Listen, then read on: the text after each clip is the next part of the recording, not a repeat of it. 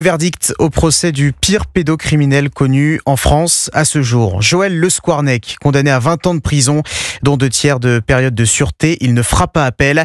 L'ancien chirurgien a été jugé depuis fin février devant la cour criminelle du Morbihan pour près de 300 viols et agressions sexuelles sur des patients mineurs pour la plupart.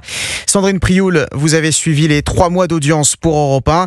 Joël Le Squarnec échappe en revanche à la rétention de sûreté, une mesure exceptionnelle pour prévenir la récidive.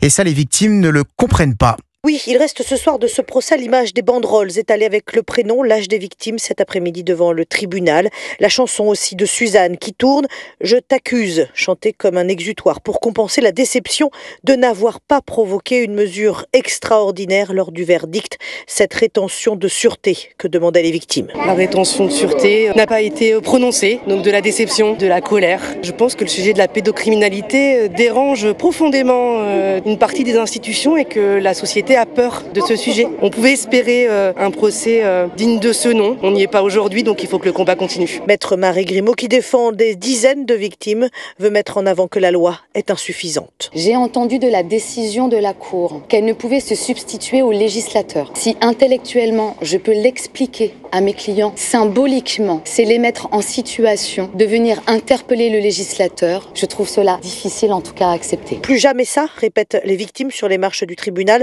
Ce sera donc au législateur de s'en saisir en attendant un probable nouveau procès de Joël Le Squarnec.